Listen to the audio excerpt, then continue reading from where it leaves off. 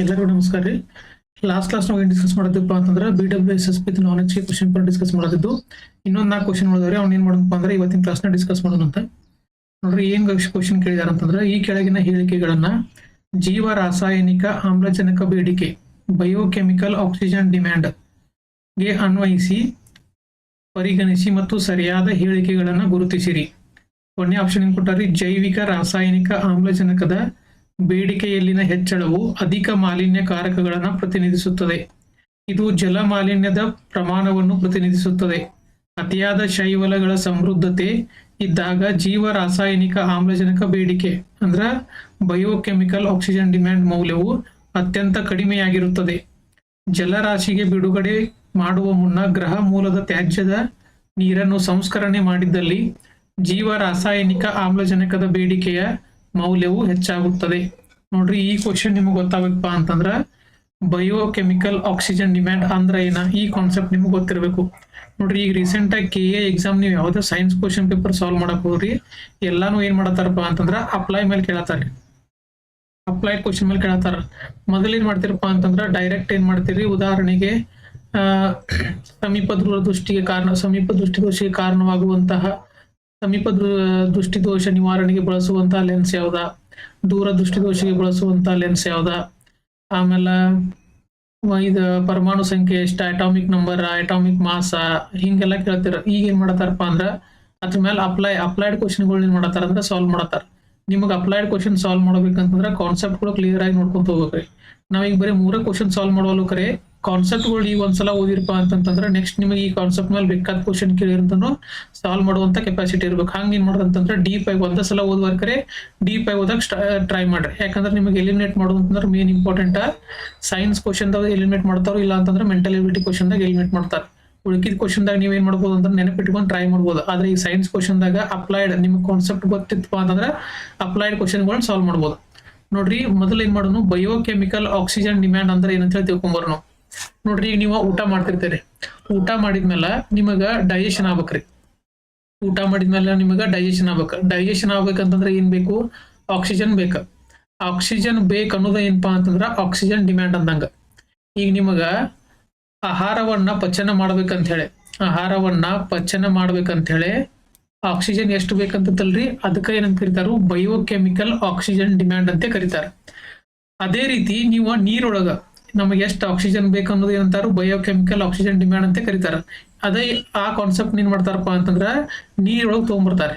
ನೀರೊಳಗೆ ಏನಪ್ಪಾ ಅಂತಂದ್ರ ನೀರೊಳಗೆ ಏನಾಗುತ್ತೆ, ಈ ಸೂಕ್ಷ್ಮಾಣು ಜೀವಿಗಳು ಇರ್ತಾವ ಗೊತ್ತ್ರಿ, ನೀರೊಳಗ ಸೂಕ್ಷ್ಮಾಣು ಜೀವಿಗಳು ಇರ್ತಾವ. ಆ ಸೂಕ್ಷ್ಮಾಣು ಜೀವಿಗಳು ಏನ್ ಮಾಡ್ತಾವ ಅಂದ್ರ ನೀರಿನಲ್ಲಿರುವಂತಹ ಇವೇನ್ ಕಲುಷಿತ ಇವು ಇರ್ತಾವಲ್ರಿ ಪದಾರ್ಥಗಳನ್ನ ಸೇವನೆ ಮಾಡ್ತಾರೆ. ನೀರಿನಲ್ಲಿರುವಂತಹ ಕಲುಷಿತ ಆಹಾರವನ್ನ ಸೇವನೆ ಮಾಡ್ತಾವ ಯಾವ, ಈ ಸೂಕ್ಷ್ಮಾಣು ಜೀವಿಗಳು. ಆವಾಗ ಸೇವನೆ ಮಾಡಿದಾಗ ಏನಾಕತ್ತಪ್ಪ ಅಂತಂದ್ರ ಅವಕ್ಕ ಅದು ಡೈಜೆಷನ್ ಆಗ್ಬೇಕ್ರಿ. ಈಗ ಏನ್ ಸೂಕ್ಷ್ಮಾಣು ಜೀವಿಗಳು ಈ ಕಲುಷಿತಗಳನ್ನ ತಿಂದಿರ್ತಾವ, ನೀವೆಲ್ಲ ಕಸ ಕಡ್ಡಿ ಎಲ್ಲ ಈ ನೀರೊಳಗೆ ಹೋಗಿರ್ತಾರ ಅಂತ ಹೇಳಿ ತಿಳ್ಕೊರಿ. ಆ ನೀರೊಳಗಿರುವಂತಹ ಸೂಕ್ಷ್ಮಾಣು ಜೀವಿಗಳು ಅವ್ನ್ ತಿಂತಾವ. ಅವ್ನ್ ತಿಂದಾದ್ಮೇಲೆ ಅದನ್ನ ಡೈಜೆಷನ್ ಆಗ್ಬೇಕಪ್ಪ ಅಂತಂದ್ರ ಅದಕ್ಕೂ ಏನ್ ಬೇಕ್ರಿ, ಆಕ್ಸಿಜನ್ ಬೇಕ.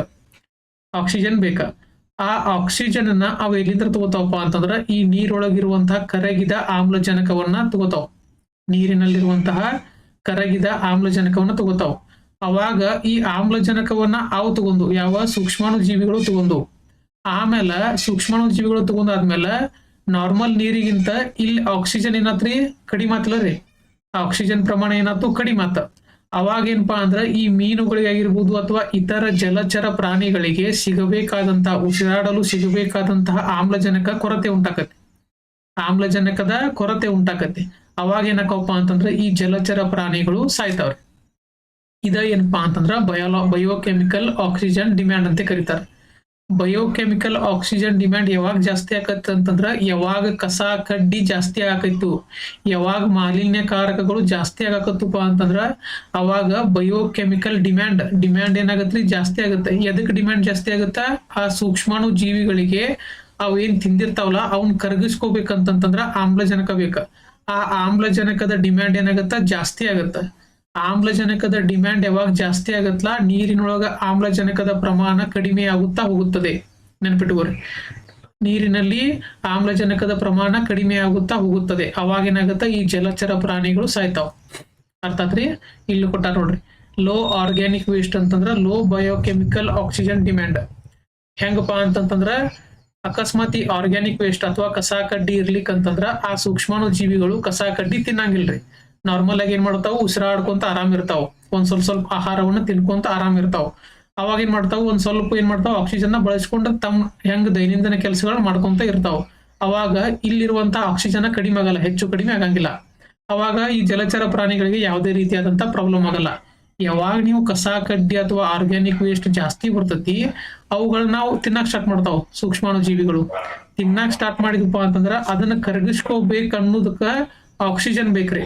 ಆ ಕರಗಿಸ್ಕೋಬೇಕು ಅನ್ನೋದಕ್ಕೆ ಆಕ್ಸಿಜನ್ ಬೇಕನ್ನೋದು ಏನಂತಾರಪ್ಪ ಅಂದ್ರ ಬಯೋಕೆಮಿಕಲ್ ಆಕ್ಸಿಜನ್ ಡಿಮ್ಯಾಂಡ್ ಅಂತಾರ. ಈ ಬಯೋಕೆಮಿಕಲ್ ಆಕ್ಸಿಜನ್ ಡಿಮ್ಯಾಂಡ್ ಯಾವಾಗ ಜಾಸ್ತಿ ತಿಂತಾವಲ್ಲ ಕಸ ಕಡ್ಡಿನ, ಅವಾಗ ಜಾಸ್ತಿ ಬೇಕಾಕತಿ. ಯಾವಾಗ ಜಾಸ್ತಿ ತಿನ್ನಕ್ ಸ್ಟಾರ್ಟ್ ಮಾಡ್ತಾವ, ಯಾವಾಗ ಕಲುಷಿತ ಜಾಸ್ತಿ ಬರಕ್ ಸ್ಟಾರ್ಟ್ ಆಕತಿ, ಅವಾಗ ಜಾಸ್ತಿ ತಿನ್ನಕ್ ಸ್ಟಾರ್ಟ್ ಮಾಡ್ತಾವ ಸೂಕ್ಷ್ಮಾಣುಗಳು. ಅವಾಗ ಏನಾಗುತ್ತಾ, ಬಯೋಕೆಮಿಕಲ್ ಆಕ್ಸಿಜನ್ ಡಿಮ್ಯಾಂಡ್ ಜಾಸ್ತಿ ಆಗುತ್ತ. ಈಗ ನೋಡ್ರಿ, ಒಂದ್ ಕಾನ್ಸೆಪ್ಟ್ ನೀವು ತಿಳ್ಕೊಂಡು ನೆನ್ಪಿಟ್ಕೋಬೇಕು. ಯಾವಾಗ ವೇಸ್ಟ್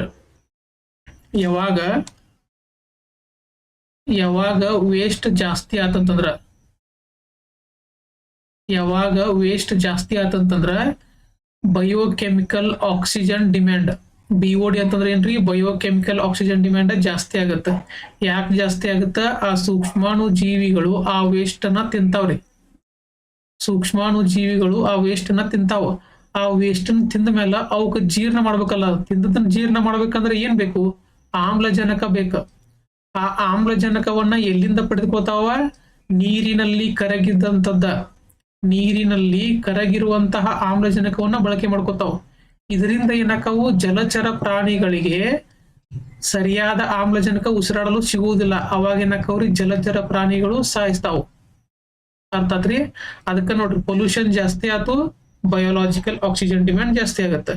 ಹಿಂಗ್ ನಿಮ್ ಬಯೋಲಾಜಿಕಲ್ ಆಕ್ಸಿಜನ್ ಡಿಮ್ಯಾಂಡ್ ಈಗ ಜಾಸ್ತಿ ಆಗೈತೆ ಅಂತ ಕಾನ್ಸೆಪ್ಟ್ ಗೊತ್ತಾತಂತಂದ್ರ ನೀವು ಯಾವುದೇ ರೀತಿಯಾದಂತ ಇದ್ರ ಮೇಲೆ ಕ್ವಶನ್ ಬಂದ್ರು ಸಾಲ್ವ್ ಮಾಡ್ಬೋದು. ಇಲ್ಲಿ ನೋಡ್ರಿ, ಡೈಗ್ರಾಮ್ ದಾಗ ಕೊಟ್ಟಾರ ಅವ್ರ. ಇಲ್ಲೇ ನಾರ್ಮಲ್ ಐತ್ರಿ. ಈಗ ನಾರ್ಮಲ್ ಇದ್ದಾಗ ಏನಾದ್ರಿ, ಯಾವುದೇ ರೀತಿಯಾದಂತ ಆರ್ಗ್ಯಾನಿಕ್ ವೇಸ್ಟ್ ಕಡಿಮೆ ಐತಿ. ಇಲ್ಲಿ ನಾರ್ಮಲ್ ಆಗಿ ಪಿಶುಗಳೆಲ್ಲ ಯಾಕಾವು ಆರಾಮಾಗಿ ಆಕ್ಸಿಜನ್ ತಗೊಂಡ್ ಉಸಿರಾಡ್ಕೊಂತ ಇರ್ತಾವ. ಇಲ್ಲಿ ಸೂಕ್ಷ್ಮಾಣು ಜೀವಿಗಳು ನೋಡ್ರಿಲ್ಲ, ಇವು ನಾರ್ಮಲ್ ಆಗಿ ಉಸಿರಾಡ್ಕೊಂತ ಆರಾಮ್ ಇರ್ತಾವ. ಆದ್ರ ಯಾವಾಗ ಇಲ್ಲಿ ಜಾಸ್ತಿ ಆತಂತ ತಿಳ್ಕೊರಿ, ಆರ್ಗ್ಯಾನಿಕ್ ವೇಸ್ಟ್ ಇಲ್ಲಿ ನೋಡ್ರಿ, ಆರ್ಗ್ಯಾನಿಕ್ ವೇಸ್ಟ್ ಜಾಸ್ತಿ ಆತ, ಅವಾಗ ಸೂಕ್ಷ್ಮಾಣು ಜೀವಿಗಳು ಇವನ್ ತಿನ್ನಕ್ ಸ್ಟಾರ್ಟ್ ಮಾಡ್ತಾವ. ಇವ್ನ ಯಾಕೆ ತಿನ್ನಕ್ ಸ್ಟಾರ್ಟ್ ಮಾಡ್ತಾವು, ಅವುಗಳನ್ನೆಲ್ಲ ತೆಗೆದು ಹಾಕ್ಬೇಕಲ್ರ. ಅವು ಜೀವಿಗಳ ಕೆಲಸನ ಅದ. ಇವ್ನ ತಿನ್ನಕ್ ಸ್ಟಾರ್ಟ್ ಮಾಡಿದಪ್ಪ ಅಂತಂದ್ರ ಅದ ಡೈಜೆಷನ್ ಆಗ್ಬೇಕಾವು. ಡೈಜೆಷನ್ ಆಗ್ಬೇಕಂದ್ರೆ ಏನ್ ಮಾಡ್ತಾವು, ಇಲ್ಲಿರುವಂತಹ ಆಮ್ಲಜನಕವನ್ನು ಬಳಸ್ಕೋತಾವ್. ಅವಾಗ ಏನಕತಿ, ಈ ಮೀನುಗಳಿಗೆ ಆಮ್ಲಜನಕ ಸರಿಯಾದ ಪ್ರಮಾಣದಲ್ಲಿ ಸಿಗುವುದಿಲ್ಲ. ಅವಾಗ ಏನಕ್ಕವು, ಮೀನುಗಳು ಸಾಯಕ್ ಸ್ಟಾರ್ಟ್ ಆಕಾವ್. ಅರ್ಥ ಆತ್ರಿ? ಇಲ್ಲಿ ನೋಡ್ರಿ, ಗ್ರಾಫ್ ಕೊಟ್ಟಾರ. ಯಾವಾಗ ಬಯೋಲಾಜಿಕಲ್ ಆಕ್ಸಿಜನ್ ಡಿಮ್ಯಾಂಡ್ ಕಡಿಮೆ ಇರ್ತೈತ್ಲ, ಅವಾಗ ಏನಕತಿ, ಅಲ್ಲಿ ಡಿಸಾಲ್ವ್ಡ್ ಆಕ್ಸಿಜನ್ ಪ್ರಮಾಣ ಏನಿರತ್ರಿ, ಜಾಸ್ತಿ ಇರತ್ತಿ. ಯಾವಾಗ ಬಯೋಕೆಮಿಕಲ್ ಆಕ್ಸಿಜನ್ ಡಿಮ್ಯಾಂಡ್ ಜಾಸ್ತಿ ಇರತ್ತಿ ಅಂತಂದ್ರೆ ಜಾಸ್ತಿ ಕಸ ಕಡ್ಡಿ ಇದ್ದಂಗ, ಅವಾಗ ಏನಾಗತ್ತ, ಅಲ್ಲಿರುವಂತ ಆಮ್ಲಜನಕವನ್ನ ಬಳಕೆ ಮಾಡ್ಕೊತಾವಂದ್ರ ಡಿಸಾಲ್ವ್ಡ್ ಅಂದ್ರೆ ಕರಗಿದ ಆಮ್ಲಜನಕ ಏನಾಗತ್ತ, ಕಡಿಮೆ ಆಗತ್ತ. ಇವು ಏನ್ ಮಾಡೋದಂದ್ರ ಬಯೋಕೆಮಿಕಲ್ ಆಕ್ಸಿಜನ್ ಡಿಮ್ಯಾಂಡ್ ಅಥವಾ ಬಯೋಲಾಜಿಕಲ್ ಆಕ್ಸಿಜನ್ ಡಿಮ್ಯಾಂಡ್ ಅಂತ ಕರೀತಾರ. ಇನ್ನೇನ್ ಮಾಡೋಣಪ್ಪ ಅಂತಂದ್ರ ಕ್ವಶನ್ ಹೋಗೋಣ. ಏನ್ ಕ್ವಶನ್ ಕೇಳ್ಯಾರ ನೋಡೋಣ. ನೋಡ್ರಿ, ಬಯೋಕೆಮಿಕಲ್ ಆಕ್ಸಿಜನ್ ಡಿಮ್ಯಾಂಡ್ಗೆ ಸಂಬಂಧಿಸಿದಂತೆ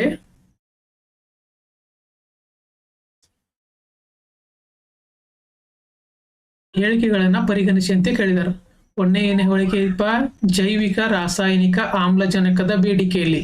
ನೋಡ್ರಿ, ಇಷ್ಟೆಲ್ಲ ನೆನಪಿಗೋಬೇಕಂತಂದ್ರೆ ಏನಿದೆ, ಬಯೋಕೆಮಿಕಲ್ ಆಕ್ಸಿಜನ್ ಡಿಮ್ಯಾಂಡ್ ನಲ್ಲಿ ಹೆಚ್ಚಳ ಆತಂತಂದ್ರ ಅಧಿಕ ಮಾಲಿನ್ಯಕಾರಕಗಳನ್ನ ಪ್ರತಿನಿಧಿಸುತ್ತದೆ. ಕರೆಕ್ಟ್ ಇದ್ಲೋ? ಕರೆಕ್ಟ್. ಯಾವಾಗ ಅದಕ್ಕೆ ಡಿಮ್ಯಾಂಡ್ ಜಾಸ್ತಿ ಆಕತ್ರಿ, ಯಾವಾಗ ಕಸ ಕಡ್ಡಿ ಜಾಸ್ತಿ ಬರ್ತಾವಲ್ಲ ಅವಾಗ ಡಿಮ್ಯಾಂಡ್ ಜಾಸ್ತಿ ಆಕತಿ. ಕಸ ಕಡ್ಡಿ ಜಾಸ್ತಿ ಬಂದು ಅಂತಂದ್ರ ಅವ್ನ್ ತಿನ್ಬೇಕು, ತಿಂದದನ್ನ ಕರಗಿಸ್ಕೋಬೇಕಂತಂದ್ರ ನೀರಿನಲ್ಲಿರುವ ಆಕ್ಸಿಜನ್ ಬೇಕು. ಆಕ್ಸಿಜನ್ ಎಲ್ಲಿಂದ ತಗೋತಾವು, ನೀರಿನಲ್ಲಿರುವಂತ ಕರಗಿದ ಆಮ್ಲಜನಕವನ್ನು ತಗೋತಾವು. ಇದರಿಂದ ಮೀನುಗಳಿಗೆ ಆಕ್ಸಿಜನ್ ಪ್ರಮಾಣ ಕಡಿಮೆ ಸಿಕ್ತಂತಂದ್ರೆ ಏನಾಗತ್ತ, ಮೀನುಗಳು ಸಾಯ್ತಾವ್. ಇಷ್ಟು ಕಾನ್ಸೆಪ್ಟ್ ನೆನ್ಪಿಟ್ಕೊಂಡ್ಬಿಡ್ರಿ. ಇದೇನಾಗತ್ರಿ, ಒಂದೇ ಆಪ್ಷನ್ ಏನೈತಿ, ಕರೆಕ್ಟ್ ಐತಿ. ಯಾಕ, BOD ಹೆಚ್ಚಳ, ಬೇಡಿಕೆಯಲ್ಲಿನ ಹೆಚ್ಚಳವು ಅಧಿಕ ಮಾಲಿನ್ಯಕಾರಕಗಳನ್ನ ಪ್ರತಿನಿಧಿಸುತ್ತದೆ. ಇದೇನೈತ್ರಿ, ಆಪ್ಷನ್ ಕರೆಕ್ಟ್ ಐತಿ. ಒಂದನೇ ಹೇಳಿಕೆ ಕರೆಕ್ಟ್ ಐತಿ. ಎರಡನೇ ಹೇಳಿಕೆ ಹೋಗೋಣ. ಇದು ಜಲ ಮಾಲಿನ್ಯದ ಪ್ರಮಾಣವನ್ನು ಪ್ರತಿನಿಧಿಸುತ್ತದೆ. ಕರೆಕ್ಟ್. ಜಲದಾಗ ಎಷ್ಟು ಮಾಲಿನ್ಯ ಐತೆ ಅನ್ನೋದು ಇದಾಕತಿ ಪ್ರತಿನಿಧಿಸ್ತತಿ. ಅಕಸ್ಮಾತ್ BOD ಜಾಸ್ತಿ ಇತ್ತಂತಂದ್ರ ಮಾಲಿನ್ಯ ಜಾಸ್ತಿ, BOD ಕಡಿಮೆ ಇತ್ತಂತಂದ್ರ ಮಾಲಿನ್ಯ ಕಡಿಮೆ. ಇದೇನಾಯ್ತು, ಇದು ಕರೆಕ್ಟ್ ಐತಿ. ಮೂರನೇ ಆಪ್ಷನ್ ಹೋಗೋಣ. ಅತಿಯಾದ ಶೈವಲಗಳ ಸಮೃದ್ಧತೆ ಇದ್ದಾಗ ಜೀವ ರಾಸಾಯನಿಕ BOD ಮೌಲ್ಯವು ಅತ್ಯಂತ ಕಡಿಮೆಯಾಗಿರುತ್ತದೆ. ಈಗ ನೋಡಿ ಶೈವಲಗಳ ಕಾನ್ಸೆಪ್ಟ್ ಬಂತ. ಅತಿಯಾದ ಶೈವಲಗಳ ಸಮೃದ್ಧತೆ ಇದ್ದಾಗ ಜೀವ ರಾಸಾಯನಿಕ ಆಮ್ಲಜನಕದ ಬೇಡಿಕೆ ಮೌಲ್ಯವು ಅತ್ಯಂತ ಕಡಿಮೆಯಾಗಿರುತ್ತದೆ. ಇದೇನಪ್ಪಾ ಅಂತಂದ್ರ ನೋಡ್ರಿ, ಇನ್ನೊಂದು ಕಾನ್ಸೆಪ್ಟ್ ಬರೋದು ಇದ್ರೊಳಗ. ಈ ಕಾನ್ಸೆಪ್ಟ್ ಏನ್ ಮಾಡೋದಂತಂದ್ರ ಪೂರ್ತಿ ಡೀಟೇಲ್ ಆಗಿ ನೋಡೋಣಂತ. ಏನಂತಂದ್ರ ಯೂಟ್ರೋಪಿಕೇಶನ್. ಏನಂತಾರ್ರಿ ನೋಡ್ರಿ,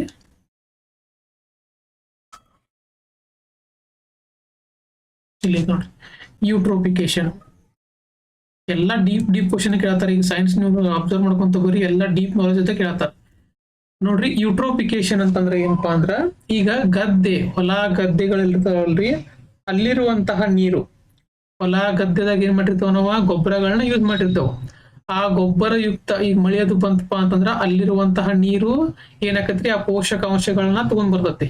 ಈಗ ನೋಡ್ರಿ, ಇದು ನಾರ್ಮಲ್ ಎಕೋಸಿಸ್ಟಮ್ ಅಂತಂದ್ರೆ ಸಾಮಾನ್ಯ ಪರಿಸರ ವ್ಯವಸ್ಥೆ ಇರ್ತತಿ. ಇಲ್ಲೇನ್ ಹಂಗ ನೀರ್ ಇರಂಗಿಲ್ಲ. ಯಾವಾಗ ಮಳಿ ಅದು ಜಾಸ್ತಿ ಆತಂತ ಹೇಳಿ ತಿಳ್ಕೊರಿ, ಹೊಲ ಗದ್ದೆಗಳಲ್ಲಿರುವಂತಹ ನೀರು ಅಥವಾ ಸಿವೇಜ್ ವಾಟರ್, ಈ ಗಟರಲ್ಲಿರುವಂತಹ ನೀರು ಏನಾಕತ್ರಿ, ಆ ಮಳಿ ನೀರಿನಿಂದ ಜೊತೆ ಬಂದು ನದಿಗದು ಸೇರ್ತಾವ. ಈಗ ಹೊಲದಾಗ ನಾವ್ ಏನ್ ಮಾಡಿರ್ತೇವಿ, ರಸಗೊಬ್ಬರಗಳನ್ನ ಯೂಸ್ ಮಾಡಿರ್ತೇವೆ. ಅದ್ರೊಳಗೆ ಏನಿರ್ತಾವ, ಪೋಷಕಾಂಶಗಳ ಪ್ರಮಾಣ ಜಾಸ್ತಿ ಇರ್ತತಿ. ಪೋಷಕಾಂಶಗಳನ್ನ ತೆಗೆದುಕೊಂಡು ಬಂದು ಏನ್ ಮಾಡ್ತತಿ, ನದಿ ಒಳಗ ಬಿಡ್ತತ್ ಅಂತ ಹೇಳಿ ತಿಳ್ಕೊರಿ. ಅವಾಗ ಏನಾತ್ರಿ, ಇಲ್ಲಿ ಪೋಷಕಾಂಶಗಳ ಏನಾತ್ರಿ ಜಾಸ್ತಿ ಆತ. ಪೋಷಕಾಂಶಗಳು ಜಾಸ್ತಿ ಆತ ಅಂತಂದ್ರ ನ್ಯೂಟ್ರಿಷನ್ ವ್ಯಾಲ್ಯೂ ನಾರ್ಮಲ್ ನೀರಿಗಿಂತ ಜಾಸ್ತಿ ಆತ. ನಾರ್ಮಲ್ ನೀರಿಗಿಂತ ಜಾಸ್ತಿ ಆದಾಗ ಅವಾಗ ಏನಾಕತ್ತಪ್ಪ ಅಂತಂದ್ರೆ ಇಲ್ಲಿ ಅಲ್ಗೆಗಳು ಬೆಳಕ್ ಸ್ಟಾರ್ಟ್ ಆಕಾವ್. ಈ ಪೋಷಕಾಂಶಗಳನ್ನ ತಿಂದು ಪಾಚಿ ಅಂತ ಕರೀತಾರ ನೋಡ್ರಿ. ಇದಕ್ಕೆ ಅಲ್ಗಲ್ ಬೂಮ್ ಅಂತ ಕರೀತಾರೆ ಇಂಗ್ಲಿಷ್ನಾಗ, ನೆನಪಿಟ್ಕೋರಿ. ಇಲ್ಲಿ ನೋಡ್ರಿ, ಅಲ್ಗಲ್ ಬೂಮ್ ಅಂತ ಕರೀತಾರ. ಈ ಅಲ್ಗಲ್ ಬ್ಲೂಮ್ ಬಗ್ಗೆನೂ ಬಹಳಷ್ಟು ಸಲ ಇದನ್ನ ಕೇಳಿದಾರೆ, ಎಕ್ಸಾಮ್ದಾಗ ಕೇಳಿದಾರೆ. ಯೂಟ್ರಿಫಿಕೇಶನ್ ಪ್ರೊಸೆಸ್ ಅಂತ ಏನಂತ ಹೇಳಿ ಕೇಳಿದಾರ. ಯೂಟ್ರಿಫಿಕೇಶನ್ ಪ್ರೊಸೆಸ್ ಅಂತಂದ್ರೆ ಏನ, ಪೋಷಕಾಂಶದ ಪ್ರಮಾಣ ಜಾಸ್ತಿ ಆಗುವುದು. ಹೆಂಗ್ ಜಾಸ್ತಿ ಆಗತ್ತ, ಮಳೆ ಅದು ಬಂತಂತ ಹೇಳ್ತಿಕೋರಿ. ಯಾವಾಗ ಈ ಹೊಲದಾಗಿಂದ ಅಥವಾ ಈ ಸಿವೇಜ್ ವಾಟರ್ ಇಂದ ಏನಾಗತ್ರಿ, ನೀರ್ ಬಂದ ನದಿಗೆ ಸೇರ್ತಂತಂದ್ರ ಅಲ್ಲಿ ಪೋಷಕಾಂಶಗಳ ಪ್ರಮಾಣ ಜಾಸ್ತಿ ಆಗೋದಕ್ಕೆ ಏನಂತ ಕರೀತಾರ್ರಿ, ಯೂಟ್ರೋಪಿಕೇಶನ್ ಅಂತ ಕರೀತಾರ. ಈ ಯೂಟ್ರೋಪಿಕೇಶನ್ ಜಾಸ್ತಿ ಆತಂತಂದ್ರ ಇಲ್ಲೇ ಶೈವಲಗಳು ಬೆಳ್ಯಾಕ್ ಸ್ಟಾರ್ಟ್ ಆಕಾವ್. ಆ ಪೋಷಕಾಂಶಗಳನ್ನ ತಿನ್ನಾಕಂತ ಹೇಳಿ ತಿಂದೇನಕವ್ರಿ, ಶೈವಲಗಳು ಬೆಳ್ಯಾಕ್ ಜಾಸ್ತಿ ಆಕಾವ್. ಅದಕ್ಕೆ ಏನಂತಾರು, ಅಲ್ಗಲ್ ಬೂಮ್ ಅಂತ ಕರೀತಾರ, ಬ್ಲೂಮ್ ಅಂತ ಕರೀತಾರ. ಈ ಅಲ್ಗಲ್ ಬೂಮ್ಗಳು ಇಲ್ಲಿ ಪ್ರಮಾಣ ಏನಾತ್ರಿ, ಜಾಸ್ತಿ ಆತ. ಅರ್ಥ ಆತ್ರಿ. ಈ ಅಲ್ಗಲ್ ಬ್ಲೂಮ್ಗಳ ಸಂಖ್ಯೆ ಏನಾತ್ರಿ, ಜಾಸ್ತಿ ಆತ. ಜಾಸ್ತಿ ಆದ್ಮೇಲೆ ಏನಾಕೈತಪ್ಪ ಅಂತಂದ್ರ, ಈ ಸೂರ್ಯನ ಇಲ್ಲಿ ನೋಡ್ರಿ ಮ್ಯಾಗ ಒಂದ್ ಲೇಯರ್ ಫಾರ್ಮೇಶನ್ ಆತ. ಆ ಲೇಯರ್ ತೆಳಗೆ ಏನಿರ್ತಾವ್ರಿ, ನಾರ್ಮಲ್ ಆಗಿ ಸಸ್ಯಗಳು ಬೆಳೆದಿರ್ತಾವ. ಎಲ್ಲೇ ನದಿ ಒಳಗ ನಾರ್ಮಲ್ ಆಗಿ ಏನಾಗಿರ್ತಾವು, ಸಸ್ಯಗಳು ಬೆಳೆದಿರ್ತಾವ. ಇಲ್ಲಿ ಲೇಯರ್ ಫಾರ್ಮೇಶನ್ ಆಗಿದ್ದಕ್ಕೆ ಏನಾಯ್ತು, ಈ ಸೂರ್ಯನ ಬೆಳಕ ಇಲ್ಲಿ ತೆಳಗ ಬೆಳಂಗಿಲ್ರಿ, ಇಲ್ಲೇ ಬೀಳಂಗಿಲ್ಲ. ಯಾಕೆ ಬೀಳಂಗಿಲ್ಲ, ಇಲ್ಲೇ ಶೈವಲೆಗಳು ಬೆಳೆದಿರ್ತಾವ. ಶೈವಲೆಗಳು ಯಾಕೆ ಬೆಳಿತಾವು, ಯೂಟ್ರೋಪಿಕೇಶನ್ ಅನ್ನುವಂತ ಕಾರಣಕ್ಕಾಗಿ. ಯೂಟ್ರೋಪಿಕೇಶನ್ ಅಂತಂದ್ರೆ ಏನ್ರಿ, ಪೋಷಕಾಂಶಗಳು ಜಾಸ್ತಿ ಆಗೋದು. ಪೋಷಕಾಂಶಗಳ ಪ್ರಮಾಣ ಜಾಸ್ತಿ ಯಾವಾಗ ಆಕತಿ, ಹೊಲ ಗದ್ದೆಗಳಿಂದ ನೀರ್ ಬಂತಂತಂದ್ರ, ಹೆಚ್ಚಿಗೆ ಪೋಷಕಾಂಶಗಳನ್ನ ತೆಗೆದುಕೊಂಡು ಬಂತಂತಂದ್ರ ಅವಾಗ ಪೋಷಕಾಂಶಗಳ ಪ್ರಮಾಣ ಜಾಸ್ತಿ ಆಕತಿ. ಅವಾಗ ಅವುಗಳನ್ನ ತಿನ್ನಾಕಂತ ಹೇಳಿ ಅಲ್ಗಲ್ ಭೂಮಿ ಏನಕ್ಕವು ಬೆಳಿತಾವ. ಅಲ್ಗಲ್ ಅಂತಂದ್ರೆ ಏನ್ರಿ, ಶೈವಲಗಳು. ಇವೇನಕ್ಕವು ಬೆಳ್ಯಾಕ್ ಸ್ಟಾರ್ಟ್ ಆಕಾವ್. ಅರ್ಥಾತ್ರಿ. ಇವುಗಳು ಬೆಳ್ಯಾಕ್ ಸ್ಟಾರ್ಟ್ ಆದವು ಅಂತಂದ್ರೆ ಈ ಸೂರ್ಯನ ಬೆಳಕು ಈ ತೆಳಗ ಮುಟ್ಟಂಗಿಲ್ಲ. ಅಂತಂದ್ರೆ ಈ ಸಸ್ಯಗಳಿಗೆ ಸೂರ್ಯನ ಬೆಳಕು ಸಿಗಂಗಿಲ್ಲ. ಯಾವಾಗಿದ್ರು ಸಸ್ಯಗಳಿಗೆ ಸೂರ್ಯನ ಬೆಳಕು ಬೇಕೇ ಬೇಕು ಬೆಳವಣಿಗೆ ಹೊಂದಲು. ಈ ಸೂರ್ಯನ ಬೆಳಕು ಸಿಗಲಿಲ್ಲ ಅಂತಂದ್ರೆ ಇವುಗಳು ಸಾಯ್ತಾವ್. ಅರ್ಥಾತ್ರಿ. ಇವುಗಳು ಏನಕ್ಕವು ಸಾಯ್ತಾವ್. ಈ ಸಸ್ಯಗಳೆಲ್ಲ ಸಾಯ್ತಾವ್. ಈ ಸಸ್ಯಗಳು ಸತ್ತುಪ ಅಂತಂತಂದ್ರ ಇಲ್ಲಿರುವಂತ ಸೂಕ್ಷ್ಮಾಣು ಜೀವಿಗಳು ಏನ್ ಮಾಡ್ತಾವು, ಇವುಗಳನ್ನ ಮತ್ತೆ ತಿನ್ನಾಕಂತ ಬರ್ತಾವ್. ಯಾಕಂದ್ರೆ ಜೈವಿಕ ವಿಘಟನೆ ಜೈವಿಕ ವಿಘಟನೆ ಆದ್ಮೇಲೆ ಏನಕ್ಕವ್ರಿ, ಈ ಸೂಕ್ಷ್ಮಾಣು ಜೀವಿಗಳು ಮತ್ತೆ ಇವುಗಳನ್ನ ತಿನ್ನಾಕಂತ ಬರ್ತಾವ್. ಇವುಗಳನ್ನ ತಿಂದು ಅಂತಂದ್ರೆ ಏನಾಗತ್ರಿ, ಯಾಕಂದ್ರ ಹೆಚ್ಚಿಗೆ ಸತ್ತಿರ್ತಾವಲ್ಲ ಇವ, ಅವಾಗ ಇವುಗಳನ್ನ ತಿನ್ನಕ್ ಸ್ಟಾರ್ಟ್ ಮಾಡ್ತಾವ್. ಮತ್ತ ಅದಕ್ಕೆ ಡೈಜೆಷನ್ ಏನ್ ಬೇಕ್ರಿ, ಆಕ್ಸಿಜನ್ ಬೇಕು, ಆಮ್ಲಜನಕ ಬೇಕು. ಆಮ್ಲಜನಕ ಇಲ್ಲಿಂದ ತಗೋತಾವು, ಇಲ್ಲಿ ಕರಗಿರುವಂತಹ ಆಮ್ಲಜನಕವನ್ನ ತೆಗೆದುಕೊಳ್ತಾವ್. ಕರಗಿರುವಂತಹ ಆಮ್ಲಜನಕವನ್ನ ತೆಗೆದುಕೊಂಡಪ್ಪ ಅಂತಂದ್ರೆ ಮತ್ತೇನತ್ರಿ, ಬಯೋಲಾಜಿಕಲ್ ಆಕ್ಸಿಜನ್ ಡಿಮ್ಯಾಂಡ್ ಜಾಸ್ತಿ ಆತ, ಬಯೋಕೆಮಿಕಲ್ ಆಕ್ಸಿಜನ್ ಡಿಮ್ಯಾಂಡ್ ಜಾಸ್ತಿ ಆತ. ಜಾಸ್ತಿ ಆತಂತಂದ್ರೆ ಏನಾಗತ್ತ, ಅಲ್ಲಿ ಆಮ್ಲಜನಕದ ಕೊರತೆ ಉಂಟಾಕೈತಿ. ಅವಾಗ ಏನಾಕವ್ರಿ ಮೀನುಗಳು ಮತ್ತೆ ಸಾಯಕ್ ಸ್ಟಾರ್ಟ್ ಆಕಾವ್. ಅರ್ಥಾತ್ ರೀ ಮೀನುಗಳ ಸಾಮೂಹಿಕ ಸಾವಾಗತ್ತೆ. ಅಂದ್ರ ಇದನ್ ಕಾನ್ಸೆಪ್ಟ್ ಯಾಕೆ ಹೇಳಿದ್ಪ ಅಂತಂದ್ರ ನಾನು ಅವ್ ಏನ್ ನೆಕ್ಸ್ಟ್ ಹೇಳಿಕೆ ಏನ್ ಕೊಟ್ಟಾರಂದ್ರ ಶೈವಲಗಳ ಬೆಳವಣಿಗೆಯಿಂದ ಅಲ್ಗಲ್ ಬ್ಲೂಮ್ ನೋಡ್ರಿ ಎಷ್ಟು ಡೀಪ್ ಕೇಳ್ಯಾನಂತಂದ್ರ ಅಲ್ಗಲ್ ಬ್ಲೂಮ್ಗಳ ಬೆಳವಣಿಗೆಯಿಂದ ಈ ಬಯೋಕೆಮಿಕಲ್ ಆಕ್ಸಿಜನ್ ಡಿಮ್ಯಾಂಡ್ ಕಡಿಮೆ ಆಗುತ್ತೋ ಜಾಸ್ತಿ ಆಗುತ್ತೋ ಅಂತ ಕೇಳಿದಾನ. ಅಲ್ಗಲ್ ಬ್ಲೂಮ್ ಅಂತಂದ್ರೆ ಏನ್ರಿ ಶೈವಲಗಳು ಒಂದ್ ಲೇಯರ್ ಫಾರ್ಮೇಶನ್ ಆಕಾವ್. ಈ ಲೇಯರ್ ಫಾರ್ಮೇಶನ್ ಆತಂದ್ರ ತೆಳಗ್ ಸಸ್ಯಗಳಿಗೆ ಸೂರ್ಯನ ಬೆಳಕು ಸಿಗಂಗಿಲ್ಲ, ಅವಾಗ ಇವ್ ಸಾಯ್ತಾವ್. ಇವ್ ಸತ್ತು ಅಂತಂದ್ರ ಇವುಗಳನ್ನ ತಿನ್ನಾಕ ಸೂಕ್ಷ್ಮಾಣು ಜೀವಿಗಳು ಬರ್ತಾವ. ಸೂಕ್ಷ್ಮಾಣುಗಳು ತಿಂದು ಅಂತಂದ್ರ ಅವ್ನ್ ಕರಗಿಸ್ಕೋಬೇಕಂದ್ರ ಅದಕ್ಕೆ ಆಕ್ಸಿಜನ್ ಬೇಕು. ಆ ಆಕ್ಸಿಜನ್ ಎಲ್ಲಿಂದ ತಗೋತಾವ? ಈ ನೀರಿನಲ್ಲಿ ಇರುವಂತ ಕರಗಿರುವಂತ ಆಮ್ಲಜನಕವನ್ನು ತಗೋತಾವ. ಅವಾಗ ಬಯೋಲಾಜಿಕಲ್ ಆಕ್ಸಿಜನ್ ಡಿಮ್ಯಾಂಡ್ ಜಾಸ್ತಿ ಆಗತ್ತ. ಅಂದ್ರೆ ಏನಪ್ಪಾ ಅಲ್ಗಲ್ ಬ್ಲೂಮ್ ಜಾಸ್ತಿ ಆದ್ವು ಅಂತಂದ್ರ ಅಂದ್ರೆ ಶೈವಲಗಳು ಜಾಸ್ತಿ ಆತಂತಂದ್ರ ಬಯೋಲಾಜಿಕಲ್ ಆಕ್ಸಿಜನ್ ಡಿಮ್ಯಾಂಡ್ ಏನಾಗತ್ರಿ ಜಾಸ್ತಿ ಆಗತ್ತ. ಹಿಂಗ್ ನಿಮಗ್ ಕಾನ್ಸೆಪ್ಟ್ ಗೊತ್ತಿರ್ಬೇಕ್ರಿ. ಒಂದ್ಸಲ ಓದಿರ ನಿಮಗ್ ಒಂದ್ಸಲ ನೋಡ್ರಿ ಗೊತ್ತಾಗಲ್ಲ. ಹಂಗ 2-3 ಸಲ ನೀವು ರಿಪೀಟ್ ಮಾಡಿ ಕಾನ್ಸೆಪ್ಟ್ ಗಳನ್ನ ತಿಳ್ಕೊಂಡ್ರಪ್ಪ ಅಂತಂದ್ರ ಯಾವ್ದೋ ಕ್ವಶನ್ ಅನ್ನ ಸಾಲ್ವ್ ಮಾಡ್ಬೋದು. ಇದನ್ನ ಯೂಟ್ರೋಪಿಕೇಶನ್ ಪ್ರೊಸೆಸ್ ಬಗ್ಗೆನೂ ಬಹಳ ಸಲ ಕೇಳಿದಾರ.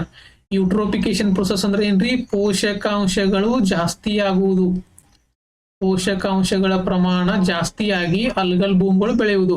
ಹೆಂಗ್ ಜಾಸ್ತಿ ಆಕವು? ಈ ಹೊಲ ಗದ್ದೆಗಳಿಂದ ಬಂದಂತಹ ನೀರಿನಿಂದ. ಯಾಕಂದ್ರೆ ಅಲ್ಲಿ ನಾವು ಗೊಬ್ಬರಗಳನ್ನ ಹಾಕಿರ್ತೇವೆ.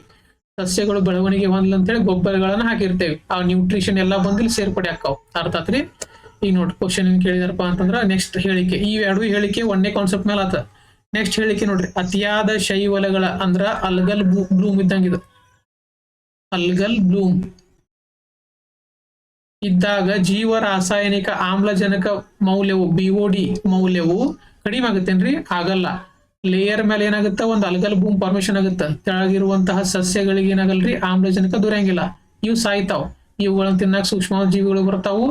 ಆ ಸೂಕ್ಷ್ಮ ಜೀವಿಗಳು ತಿಂದ ಮೇಲೆ ಅವ್ನ ಡೈಜೆಷನ್ ಮಾಡ್ಕೋಬೇಕಂತಂದ್ರ ಆಕ್ಸಿಜನ್ ಎಲ್ಲಿಂದ ತಗೋತಾವು? ನೀರಿನಲ್ಲಿ ಕರಗಿರುವಂತಹ ಆಮ್ಲಜನಕವನ್ನ ತೆಗೆದುಕೊಳ್ತಾವ.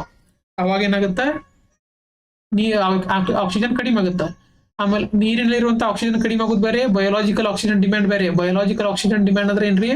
ಸೂಕ್ಷ್ಮಾಣು ಜೀವಿಗಳಿಗೆ ಎಷ್ಟು ಬೇಕು ಡೈಜೆಷನ್ ಮಾಡ್ಕೋಕ ಅನ್ನೋದೇನಪ್ಪಾ ಅಂದ್ರ ಬಯೋಕೆಮಿಕಲ್ ಆಕ್ಸಿಜನ್ ಡಿಮ್ಯಾಂಡ್. ನೀರಿನಲ್ಲಿ ಹೆಚ್ಚು ಕಡಿಮೆ ಆಗೋದಲ್ಲ, ಡಿಸಾಲ್ವ್ಡ್. ಈಗೇನ್ ಕರಗಿದ ಆಮ್ಲಜನಕ ಹೆಚ್ಚಾಗೋದು ಇದಕ್ಕೆ ಸಂಬಂಧ ಇಲ್ಲ. ನೀರಿನಲ್ಲಿರುವಂತ ಕರಗಿದ ಆಮ್ಲಜನಕ ಕಡಿಮೆ ಆದ್ರ ಇದು ಕಡಿಮೆ ಆಕತ್ತಂತಲ್ಲ.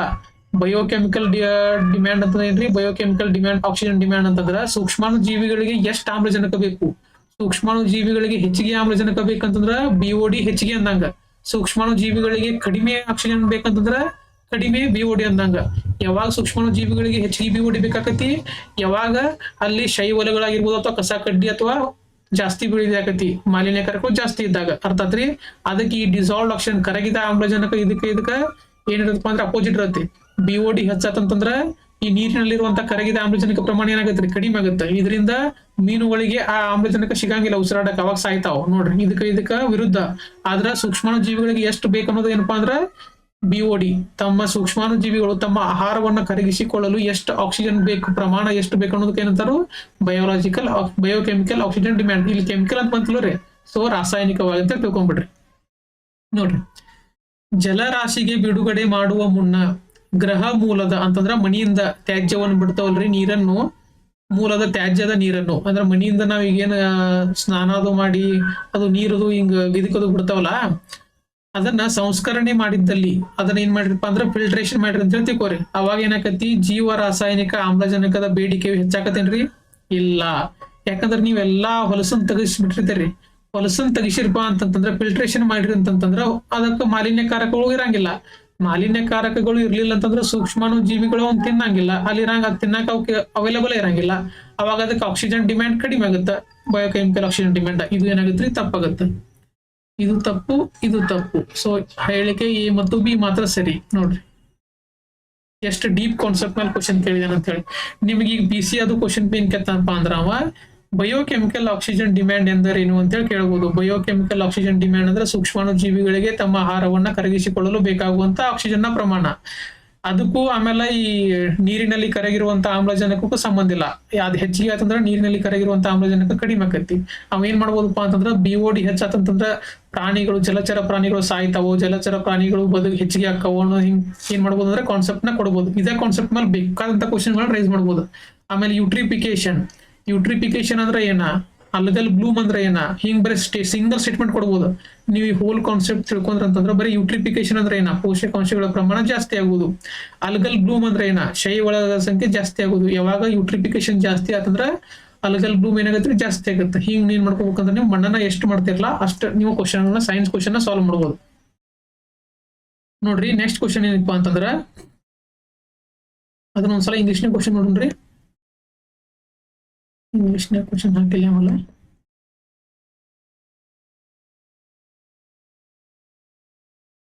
ಇಲ್ಲಿ ನೋಡ್ರಿ.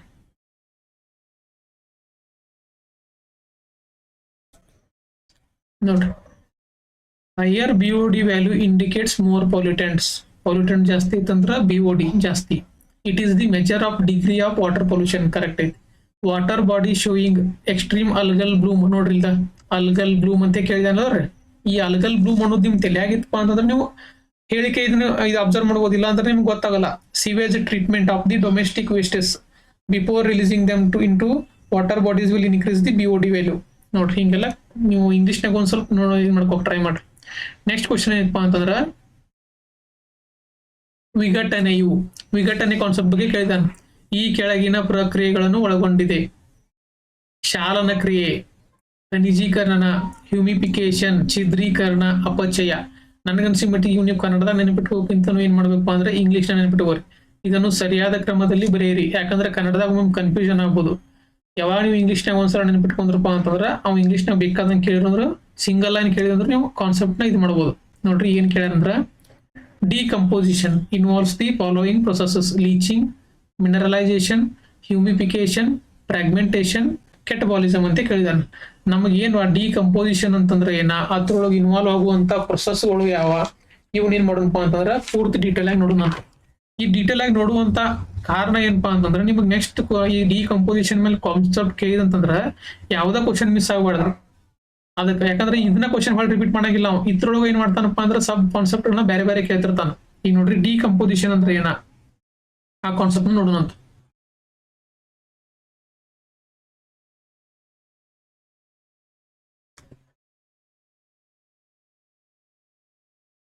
ನೋಡ್ರಿ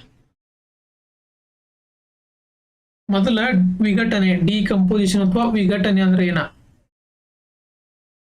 ವಿಘಟನೆ ಅಂದ್ರೆ ನೋಡ್ರಿ, ಈಗ ಸತ್ತಂತಹ ಸಸ್ಯಗಳು ಇರ್ತಾವ್ರಿ. ಸತ್ತ ಸಸ್ಯಗಳು ಆಗಿರ್ಬೋದು ಅಥವಾ ಮತ್ತು ಪ್ರಾಣಿಗಳಾಗಿರ್ಬೋದು. ಇವುಗಳ ಸತ್ತಾವ್ ಬಿಡಪ ಅಂತ ಹೇಳಿ ನೀವು ಹಂಗ ಭೂಮಿ ಮೇಲೆ ಇವು ವಿಘಟನೆ ಅಥವಾ ಡಿವೈಡ್ ಆಗ್ಲಿಕ್ಕಂತಂದ್ರ ಏನ್ ಹಾಕಿದ್ರಿ, ಹಂಗ ಲಕ್ಷಾಂತರ ಪ್ರಾಣಿಗಳಾಗಿರ್ಬೋದು, ಲಕ್ಷಾಂತರ ಸಸ್ಯಗಳು ಏನಕ್ಕವು ಹಂಗ ಭೂಮಿ ಮೇಲೆ ಅವ ಇರ್ಕೊಂತ ಹೋದ್ ಏನಕ್ಕಪ್ಪ ಅಂದ್ರ ಸತ್ ಏನಕ್ಕವ್ರಿ ಅವು ಡಿಕಂಪೋಸ್ ಆಗ್ಲಿಕ್ಕಂದ್ರ. ವಿಘಟನೆ ಅಂದ್ರೆ ಡಿವೈಡ್ ಆಗ್ಲಿಕ್ಕಂದ್ರ ಏನಾಕಿದ್ರಿ, ಅವುಗಳ ಪ್ರಮಾಣ ಜಾಸ್ತಿ ಆಗಿ ಏನಾಕಿದ್ರಿ, ಸ್ಮೆಲ್ ಜಾಸ್ತಿ ಬರತ್ತಿ. ನೋಡ್ರಿ ಸತ್ತಂತ ಜೀವಿಗಳ ಸ್ಮೆಲ್ ಹೆಂಗ್ ಬರತ್ತಿ, ಜಾಸ್ತಿ ಆಕೈತಿ. ಅವಾಗ ಏನಾಕಿತ್ರಿ, ಮಾಲಿನ್ಯ ಆಕಿತ್ತು. ಮಾಲಿನ್ಯ ಆಕಿತ್ತು. ಯಾವಾಗ ಇವು ಡಿಕಂಪೋಸ್ ಆಗ್ಲಿಕ್ಕಂತಂದ್ರ ಅಂದ್ರ ವಿಘಟನೆ ಆಗ್ಲಿಕ್ಕಂತಂದ್ರ. ಅದಕ್ಕೇನಪ್ಪಾ ಅಂತಂದ್ರ ಪರಿಸರದೊಳಗ ಈ ಡಿಕಂಪೋಸಿಷನ್ ಅನ್ನೋದು ವೆರಿ ಇಂಪಾರ್ಟೆಂಟ್ ಕಾನ್ಸೆಪ್ಟ್. ಇದು ವೆರಿ ಇಂಪಾರ್ಟೆಂಟ್ ಕಾನ್ಸೆಪ್ಟ್.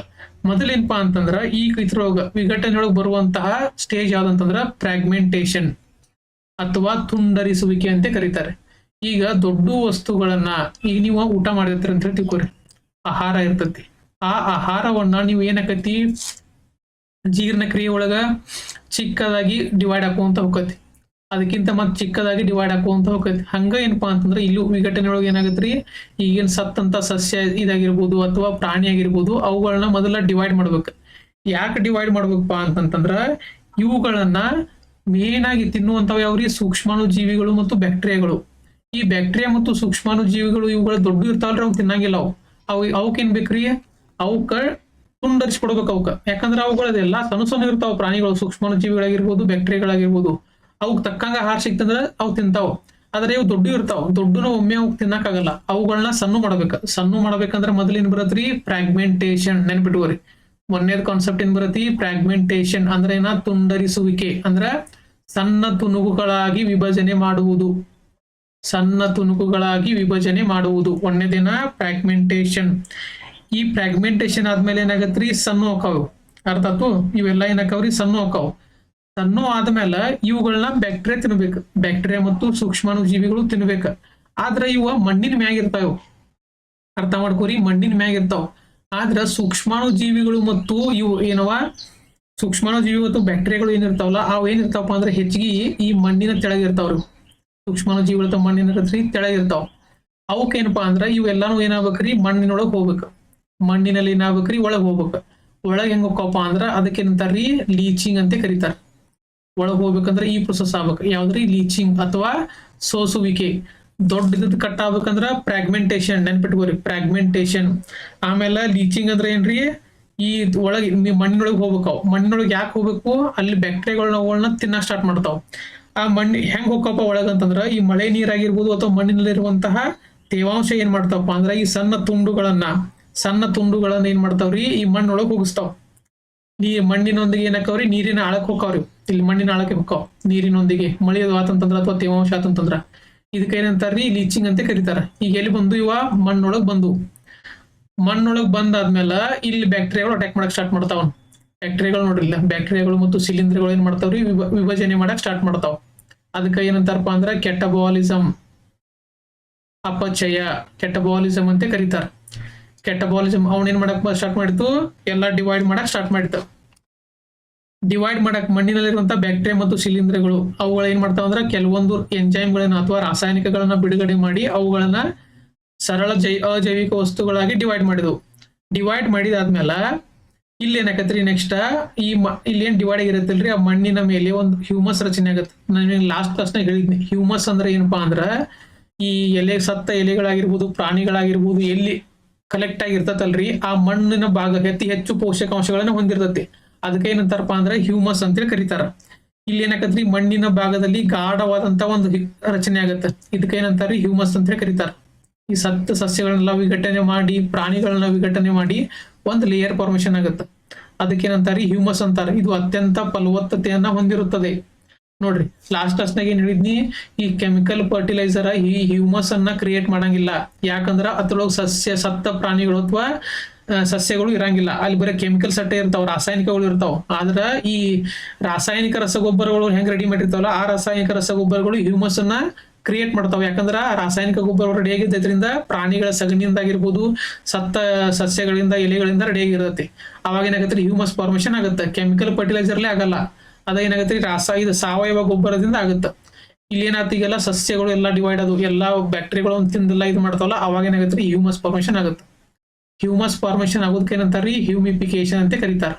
ಅರ್ಥ ಆತ್ರಿ? ಇದು ಅತಿ ಹೆಚ್ಚು ಪೋಷಕಾಂಶಗಳನ್ನ ಹೊಂದಿರ್ತತಿ.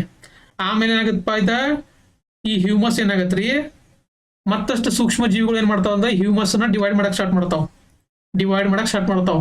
ಆ ಹ್ಯೂಮಸ್ ಒಳಗೆ ಏನಿರ್ತಪ್ಪ ಅಂದ್ರ ನೈಟ್ರೋಜನ್, ಸಸ್ಯದ ಬೆಳವಣಿಗೆ ಬೇಕಾದಂತಹ ನೈಟ್ರೋಜನ್ ಇರ್ತತಿ, ಕ್ಯಾಲ್ಸಿಯಂ ಇರ್ತತಿ. ಇವುಗಳನ್ನ ಡಿವೈಡ್ ಮಾಡಿ ಆ ನೈಟ್ರೋಜನ್ ನ, ಫಾಸ್ಫೇಟ್, ಕ್ಯಾಲ್ಸಿಯಂ ಏನ್ ಮಾಡ್ತಪ್ಪ ಅಂದ್ರ ಈ ಸಸ್ಯಗಳು ಹೀರ್ಕೋಕ್ ಸ್ಟಾರ್ಟ್ ಮಾಡ್ತಾವ. ಅವಾಗ ಏನಾಕತ್ರಿ, ಸಸ್ಯಗಳ ಬೆಳವಣಿಗೆ ಆಕತಿ. ಏನಿವು ಕೆಮಿಕಲ್ ಇವು ಇರ್ತಾವಲ್ರಿ, ಖನಿಜಗಳು, ನೈಟ್ರೋಜನ್ ಆಗಿರ್ಬೋದು, ಫಾಸ್ಫರಸ್ ಆಗಿರ್ಬೋದು, ಈ ಖನಿಜಗಳು ಡಿವೈಡ್ ಆಗಕ್ಕೆ ಏನಂತಾರ್ರಿ, ಖನಿಜೀಕರಣ ಅಥವಾ ಮಿನರಲೈಸೇಷನ್ ಅಂತ ಕರೀತಾರ. ಇವು ಏನಪ್ಪಾ ಅಂದ್ರೆ ಹಂತಗಳು. ಒಂದನೇಕೆ ಏನಪ್ಪಾ ಅಂದ್ರೆ ನೆನ್ಪಿಟ್ಕೋರಿ, ಫ್ರಾಗ್ಮೆಂಟೇಶನ್ ಆಗುವುದು. ಆಮೇಲೆ ಏನಾಕತಿ, ಲೀಚಿಂಗ್ ಅಂದ್ರೆ ಏನ, ಲೀಚ್ ಆಗುದು, ತೆಳಗ್ ಹೋಗುದು, ಮಣ್ಣೊಳಗೆ ಹೋಗುದು. ಲೀಚಿಂಗ್ ಆದ್ಮೇಲೆ ಬ್ಯಾಕ್ಟೀರಿಯಾಗಳು ಡಿವೈಡ್ ಮಾಡೋದಕ್ಕೆ ಏನಂತಾರ್ರಿ, ಕೆಟಬಾಲಿಸಮ್. ಆಮೇಲೆ ಏನಾಗತ್ರಿ, ಹ್ಯೂಮಸ್ ರಚನೆ ಆಗುತ್ತೆ. ಆಮೇಲೆ ಮಿನರಲೈಸೇಷನ್. ಈಗ ನೋಡ್ರಿ, ನೀವು ಪೂರ್ತಿ ನಿಮಗೆ ನೆನಪಿಟ್ಕೋಕ್ ಆಗ್ಲಿಕ್ಕಂತಂದ್ರು ಒಂದೇದೊಂದು ನೆನಪಿಟ್ಕೋರಿ, ಫ್ರಾಗ್ಮೆಂಟೇಶನ್. ಲಾಸ್ಟ್ ಏನಾಗತ್ತೆ ಅನ್ನೋದು ಗೊತ್ತಾಗತ್ತೆ ನಿಮ್ಗೆ, ಮಿನರಲೈಸೇಷನ್ ಆಗುತ್ತೆ. ಆ ಮಿನರಲೈಸೇಷನ್ ಆಗ್ಬೇಕಂತಂದ್ರೆ ಯಾವ್ದು ಡಿವೈಡ್ ಆಗುತ್ತೆ, ಹ್ಯೂಮಸ್ ಡಿವೈಡ್ ಆಗುತ್ತೆ. ಇವು ಮೂವರ ನೆನಪಿಟ್ಕೊಂಡ್ರು ನೀವೇನ್ ಮಾಡ್ಬೋದು ಅಂದ್ರೆ ಆನ್ಸರ್ ಹಾಕ್ಬೋದು. ನೋಡ್ರಿ ಕ್ವಶನ್ ಈಗ ನೋಡ್ರಿ, ಹ್ಯೂಮಿಫಿಕೇಶನ್ ಕೊಟ್ಟಾನ, ಅಪಚಯ ಅಂತ ಕೊಟ್ಟಾನ, ಖನಿಜೀಕರಣ ಕೊಟ್ಟಾನ. ನಿಮಗ ಖನಿಜೀಕರಣ ಲಾಸ್ಟ್ ಅಂತ ಗೊತ್ತಿರತ್ತೆ, ನೆನಪು ಮಾಡ್ಕೋರಿ. ಖನಿಜೀಕರಣ ಅಂದ್ರೆ ಏನ್ರಿ, ಲಾಸ್ಟ್ ಯಾವ್ದಿದ್ದು ಯಾವ್ದೈತಿ ನೋಡ್ರಿ, ಯಾವ್ದಿದ್ದು ಇದಂತ ಲಾಸ್ಟ್ ಐತಿ ಆಪ್ಷನ್. ಹಿಂಗ ನೀವು ಏನ್ ಮಾಡ್ಬೋದು ಅಂದ್ರೆ ಕ್ವಶನ್ ಸಾಲ್ವ್ ಮಾಡ್ಬೋದು. ಕ್ವಶನ್ ಪೇಪರ್ ಸಾಲ್ವ್ ಮಾಡೋದಿದ್ದಾರೆ ನಿಮಗೆ ಹೆಂಗಪ್ಪ ಅಂತಂದ್ರೆ, ಒಂದು ಪರ್ಫೆಕ್ಟ್ ಯಾವ್ದಾರ ಒಂದು ಆಪ್ಷನ್ ಗೊತ್ತಿತ್ತು ಅಂತ ತಿಳ್ಕೊರಿ. ಆ ಆಪ್ಷನ್ ಮೇಲೆ ಏನ್ ಮಾಡ್ಬೇಕು, ಒಂದು ಪರ್ಫೆಕ್ಟ್ ಕಾನ್ಸೆಪ್ಟ್ ಗೊತ್ತಿತ್ತಂದ್ರ ಅದ್ರ ಮೇಲೆ ಏನ್ ಮಾಡ್ಬೇಕಂದ್ರೆ ಆಪ್ಷನ್ಗಳನ್ನ ಎಲಿಮಿನೇಟ್ ಮಾಡ್ಕೊಂತ ಬರಬೇಕು. ಯಾಕಂದ್ರೆ ನಿಮ್ಗೆ ಹಗರ ಆಗತ್ತೆ ಕೆಲಸ. ಈಗ ನೋಡ್ರಿ, ಬರೀ ನಿಮ್ಗೆ ಇದು ವಿಘಟನೆ ಪ್ರಕ್ರಿಯೆ ಅಂತಂದ್ರೆ ಖನಿಜೀಕರಣ ಲಾಸ್ಟ್ ಬರತ್ತಪ್ಪ ಅಂತ ಹೇಳಿ ಗೊತ್ತಿರತ್ತೆ ನಿಮ್ಗೆ. ಅಂದ್ರೆ ಏನ್ ಮಾಡ್ಬೇಕು, ಲಾಸ್ಟ್ ಬರತ್ತಂದಾಗ ಏನ್ ಹೋಗ್ಬೇಕು ನೀವು, ಆಪ್ಷನ್ ಹೋಗ್ಬೇಕು. ನೋಡ್ರಿ ಇಲ್ಲ ಬಂತಿಲ್ಲ ರೀ, ಇಲ್ಲಿ ಒಂದ ಆಪ್ಷನ್ ಮೇಲೆ ಏನ್ ಮಾಡ್ಬೋದು ನೀವು ಆನ್ಸರ್ ಹಾಕ್ಬೋದು. ಅಕಸ್ಮಾತ್ ಇದು ಸೇಮ್ ಇತ್ತಂದ್ರೆ ಕನಜೀಕರಣ ಎತ್ತಲೆ ಡಿವೈಡ್ ಆಗಿರತ್ತಿ, ಹ್ಯೂಮಸ್ ಡಿವೈಡ್ ಆಗಿರ್ತತಿ, ಅಂದ್ರೆ ಹ್ಯೂಮಿಫಿಕೇಶನ್ ಬರ್ತತಿ. ಆಮೇಲೆ ನೋಡ್ರಿ ಹ್ಯೂಮಿಫಿಕೇಶನ್ ಬಂತಿಲ್ಲ ರೀ. ಆಮೇಲೆ ಒಂದೇದ್ ಏನ್ ಇರತ್ರಿ, ಫ್ರಾಗ್ಮೆಂಟೇಶನ್ ಇರತ್ತೆ. ಫ್ರಾಗ್ಮೆಂಟೇಶನ್ ಅಂದ್ರೆ ಏನ್ರಿ, ಛಿದ್ರೀಕರಣ. ಇಲ್ಲಿ ನೋಡೋದ ಛಿದ್ರೀಕರಣ ಅಂತಾರ ಕನ್ನಡದಾಗ. ಇಲ್ಲಿ ನೋಡ್ರಿ ಫ್ರಾಗ್ಮೆಂಟೇಶನ್ ಒಂದೇದು ಬಂತಿಲ್ಲ ರೀ, ಅರ್ಥ ಆತ್ರಿ. ಆಮೇಲೆ ಕೆಟಬಾಲಿಸಮ್. ಆಮೇಲೆ ಎರಡನೇಕ್ ಏನ್ ಬರುತ್ತೆ, ಲೀಚಿಂಗ್ ಬರುತ್ತೆ. ಲೀಚಿಂಗ್ ಅಂತಂದ್ರೆ ಏನಂತಾರು, ಇಲ್ಲಿ ನೋಡ್ರಿ ಕ್ಷಾಲನ ಕ್ರಿಯೆ. ಅದಕ್ಕೆ ನೀವು ಇಂಗ್ಲಿಷ್ ನೆನಪು ಟ್ರೈ ಮಾಡ್ರಿ. ಇಲ್ಲಿ ನೋಡ್ರಿ ಲೀಚಿಂಗ್, ಮಿನರಲೈಸೇಷನ್, ಹ್ಯೂಮಿಫಿಕೇಶನ್, ಫ್ರಾಗ್ಮೆಂಟೇಶನ್. ನಿಮಗೆ ಏನ್ ಗೊತ್ತೈತಿ, ಒಂದನೇದ್ ನನಗೆ ಫ್ರಾಗ್ಮೆಂಟೇಶನ್ ಅನ್ನೋದು ಗೊತ್ತೈತಿ, ಅಂದ್ರೆ ದೊಡ್ಡ ವಸ್ತುಗಳು ಸಣ್ಣ ಆಗೋದು. ಲಾಸ್ಟ್ನೇದು ಗೊತ್ತೈತಿ, ಏನಾಗಬೇಕು, ಮಿನರಲ್ ಆಗ್ಬೇಕು, ಖನಿಜಗಳು ಡಿವೈಡ್ ಆಗ್ಬೇಕು. ಒಂದನೇದ್ ಲಾಸ್ಟ್ನೇದ್ ಗೊತ್ತಿದ್ರು ನೀವು ಆನ್ಸರ್ ಏನ್ ಹಾಕ್ಬೋದು, ಈಸಿಯಾಗಿ ಹಾಕ್ಬೋದು. ನೆನಪತ್ರಿ. ನೆಕ್ಸ್ಟ್ ಕಾನ್ಸೆಪ್ಟ್ ತಗೊಂಡು, ಇವೆಲ್ಲ ಕಾನ್ಸೆಪ್ಟ್ಗಳು ನೆನಪಿಟ್ಕೊಂಡ್ ಬರ್ರಿ. ಕಾನ್ಸೆಪ್ಟ್ ನೆನಪಿಟ್ಕೊಂಡ್ರೆ ಯಾವ್ದಾರ ಆ ಕಾನ್ಸೆಪ್ಟ್ ಮತ್ತೆ ಹೊಳೆ ಕ್ವಶನ್ ಕೇರಿ ಅಂದ್ರೆ ನೀವು ಈಸಿಯಾಗಿ ಮಾಡ್ಬೋದು. ನೋಡ್ರಿ ನಾಮಕರಣ ನಿಯಮಗಳ ಬಗೆಗಿನ, ಏನಿದ್ ನಾಮಕರಣ ನಿಯಮ ಅಂತ ನೋಡೋಣ. ಜೈವಿಕ ಹೆಸರುಗಳು 2 ಪದಗಳನ್ನು ಒಳಗೊಂಡಿರುತ್ತವೆ. ಪ್ರಥಮ ಪದವು ಕುಲದ ಹೆಸರನ್ನು ಮತ್ತು ಎರಡನೇ ಪದವು ಪ್ರಭೇದದ ಹೆಸರನ್ನು ಸೂಚಿಸುತ್ತದೆ.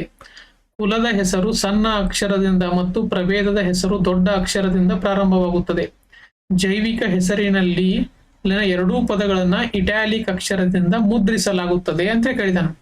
ನೋಡ್ರಿ ಇದೇನಪ್ಪಾ ಅಂತಂದ್ರ ಬಯೋನಾಮಿಕಲ್ ನಾಮಿನ್ಕ್ಲೇಚರ್ ಅಂತ ಕರೀತಾರೆ. ಇದಕ್ಕೆ ಏನಂತ ಕರೀತಾರಿ, ನಾಮಿನ್ಕ್ಲೇಚರ್ ಅಂತ ಕರೀತಾರ. ಏನಿದ್ ನಾಮಿನ್ಕ್ಲೇಚರ್ ಅಂತಂದ್ರ ನೋಡು ನೀ ಕಾನ್ಸೆಪ್ಟ್ ಅನ್ನೋದನ್ನ.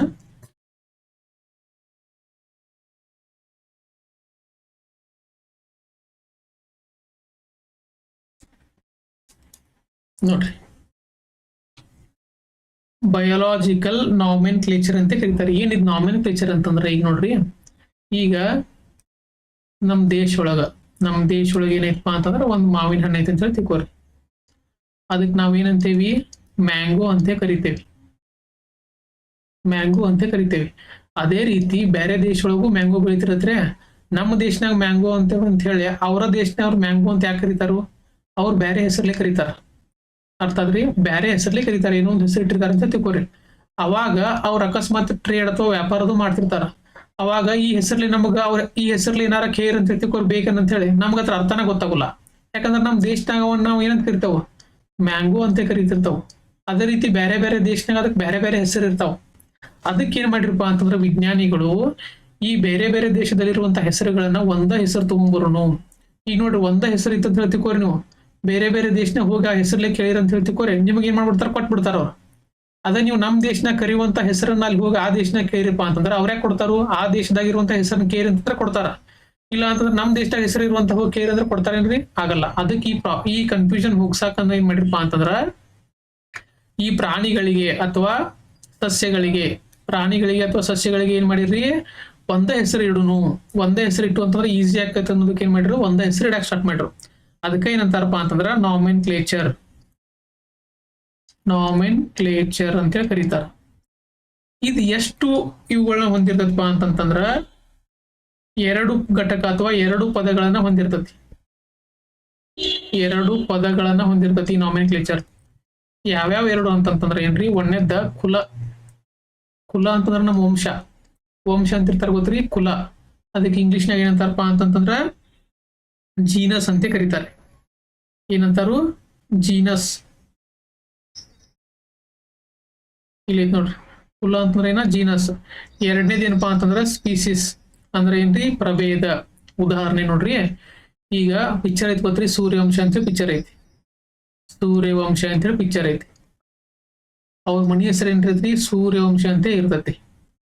ಅಲ್ಲಿರುವಂತ ಇದೇನ್ರಿ, ಇದ ಕುಲದ ಹೆಸರು, ಇದು ಅಂದ್ರೆ ವಂಶದ ಹೆಸರು. ಅಲ್ಲಿರುವಂತ ಪ್ರತಿಯೊಬ್ಬ ವ್ಯಕ್ತಿ ಏನಿರ್ತೈತ್ರಿ ಅವನ ಹೆಸರು ಬೇರೆ ಬೇರೆ ಇರ್ತಾರೆ. ರಮೇಶ, ಸುರೇಶ ಅವೇನಿರ್ತಾವಲ್ಲ ಅವೆಲ್ಲ ಬೇರೆ ಬೇರೆ ಹೆಸರು. ಇವಕ್ಕೆ ಏನಂತಾರಪ್ಪ ಅಂದ್ರೆ ಸ್ಪೀಸಿಸ್ ಅಂತ ಕರೀತಾರೆ. ಈ ರಮೇಶ, ಸುರೇಶ ಎಲ್ಲ ಸ್ಪೀಸಿಸ್ ಇವು. ಆಮೇಲೆ ಇವಕ್ಕ ಅಷ್ಟಕ್ಕೂ ಒಂದ ವಂಶ ಯಾವ್ದ್ರಿ, ಸೂರ್ಯವಂಶ. ಇವಾಗ ಅಷ್ಟ್ರಿಗೂ ಏನ್ರಿ ಒಂದ ವಂಶ ಯಾವ್ದ, ಸೂರ್ಯವಂಶ. ಅರ್ಥ ಆತ್ರಿ. ಇನ್ನೊಂದು ಉದಾಹರಣೆ ತಗೊಳ್ಳಿ. ಇನ್ನೊಂದು ಉದಾಹರಣೆ ಅಂತಂದ್ರೆ ಈಗ ನೋಡ್ರಿ, ಬೆಕ್ಕು, ಹುಲಿ ಇವೆಲ್ಲ ಏನಪ್ಪಾ ಅಂತಂದ್ರ ಒಂದ ವಂಶದ್ದು ಇವು. ಅರ್ಥ ಆತ್ರಿ, ಒಂದ ವಂಶದ್ದು ಇವು. ಅಂದ್ರೆ ಇವು ವಂಶ ಒಂದೈತಿ, ಆದ್ರ ಇವುಗಳು ಜಾತಿ ಬೇರೆ ಬೇರೆ, ಅಂದ್ರ ಪ್ರಭೇದ ಬೇರೆ ಬೇರೆ. ಇವು ಹುಲಿ ಬೇರೆ, ಬೆಕ್ಕು ಬೇರೆ, ಆದ್ರ ಅವ್ರ ವಂಶ ಒಂದರಿದ. ಇವು ಚಿಕ್ಕಪ್ಪನ ಮಕ್ಕಳ, ದೊಡ್ಡಪ್ಪನ ಮಕ್ಕಳ ಇರ್ತಾವಲ್ರಿ, ಇವೆಲ್ಲ ಒಂದ. ಇವು ಆದ್ರ ಅವ್ರ ವಂಶ ಏನ್ರಿ ಒಂದ. ಹಂಗ ವಂಶ ಏನ್ರತ್ರಿ ದೊಡ್ಡದಿರತ್ತಿ. ಅದ್ರ ನಡಕ್ ಏನಿರ್ತಾವಲ್ಲ ಸ್ಪೀಸಿಸ್ಗಳು, ಇವು ಬೆಕ್ಕು, ಹುಲಿ ಇವೆಲ್ಲ ಸ್ಪೀಸಿಸ್ ಇವು. ಅರ್ಥ ಆತ್ರಿ? ಹಿಂಗ್ ಕಾನ್ಸೆಪ್ಟ್ ನೆನ್ಪಿಟ್ಕೋರಿ. ಅಂದ್ರ ಈ ನಿಯಮಗಳು ಏನಿರ್ತಪ್ಪ ಅಂದ್ರ 2 ಘಟಕಗಳನ್ನ ಹೊಂದಿರ್ತತಿ. ಒಂದ್ ಯಾವ್ದ ಕುಲ, ವಂಶ, ಸೂರ್ಯವಂಶ ಅಂತ ನೆನ್ಪಿಟ್ಕೋರಿ. 2ನೇ ದಿನ ಸ್ಪೀಸಿಸ್ ಅಥವಾ ಪ್ರಭೇದ. 2ನೇ ದಿನ ಪ್ರಭೇದ. ಮತ್ ಇವ್ನ ಹೆಂಗ್ ಬರಿಬೇಕಪ್ಪ ಅಂತಂದ್ರ, ಈಗ ಮೊದಲದೇನಿರತಿ ಜೀನಸ್ ಅಂದ್ರ ಒಂದನೇಕೆ ಏನ್ ಬರಿಬೇಕಪ್ಪ ಅಂದ್ರ ಅದ ಕುಲ ಬರಿಬೇಕು. ನೀವು ಒಂದನೇಕೆ ಸೂರ್ಯವಂಶ ಅಂತ ಬರಿಬೇಕು. ಒಂದನೇಕೆ ಅದ್ರ ಕುಲ ಹೆಸರು ಬರಿಬೇಕು. 2ನೇಕೆ ಏನಪ್ಪಾ ಅಂತಂದ್ರ ಸ್ಪೀಸಿಸ್ ಹೆಸರು ಬರಿಬೇಕು. ಅಂದ್ರ ರಮೇಶ ಹಿಂಗಿತ್ತಂದ್ರ ಸ್ಪೀಸಿಸ್ ಹೆಸರು ಬರಿಬೇಕು 2ನೇಕೆ ಇದು. 1ನೇಕೆ ಏನ್ ಬರಿಬೇಕ್ರಿ? ಆ ಕುಲದ ಹೆಸರು ಬರಿಬೇಕು. ಅರ್ಥ ಆದ್ರಿ? ಆಮೇಲೆ ಈ ಕುಲದ ಹೆಸರು, ಈ ಸೂರ್ಯವಂಶ ಐತಲ್ರಿ, ಇವೆಲ್ಲ ಇಂಗ್ಲಿಷ್ನಾಗ ಇರ್ತಾವ, ಮತ್ ನಾ ಕನ್ನಡದಾಗ ಬರ್ದಂತ ಅನ್ಕೋಬೇಡ್ರಿ. ಸೂರ್ಯವಂಶ ಅಂತ ಇರ್ತೈತಿ ಅಂತ ತಗೋರಿ.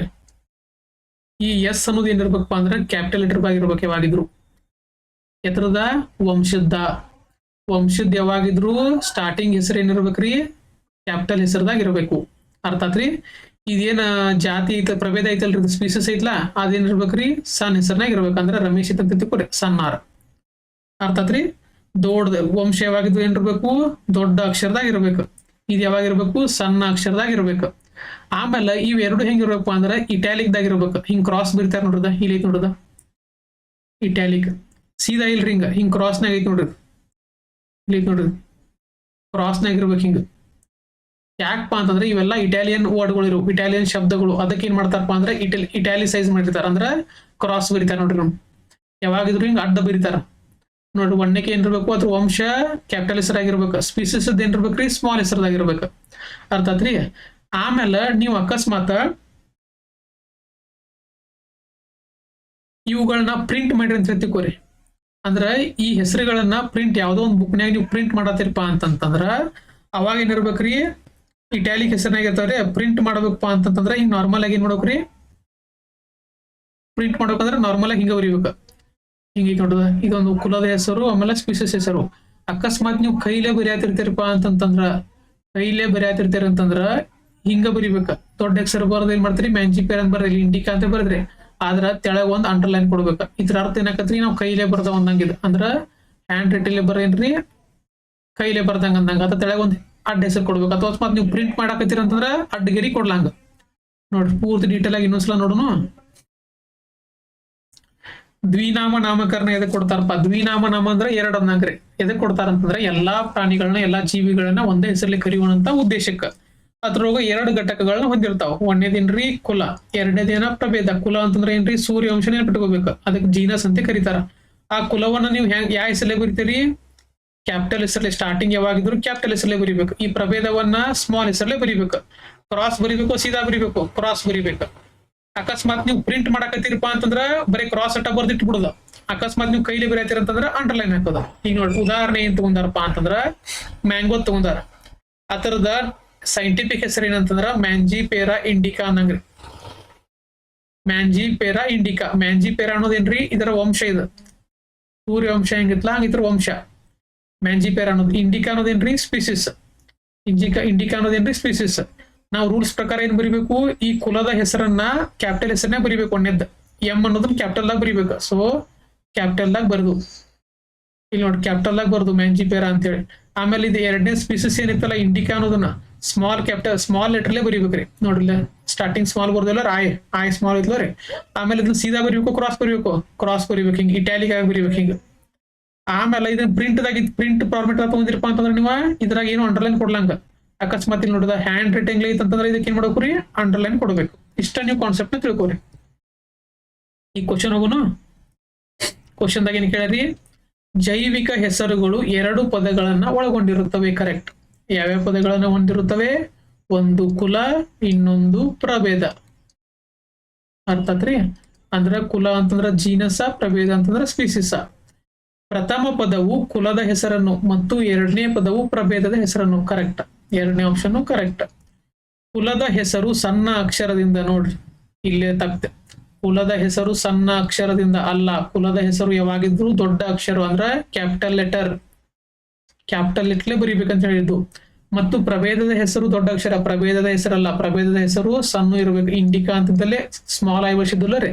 ಸೊ ಇದು ಆಪ್ಷನ್ ಏನಾತ್ರಿ ತಪ್ಪಾತ.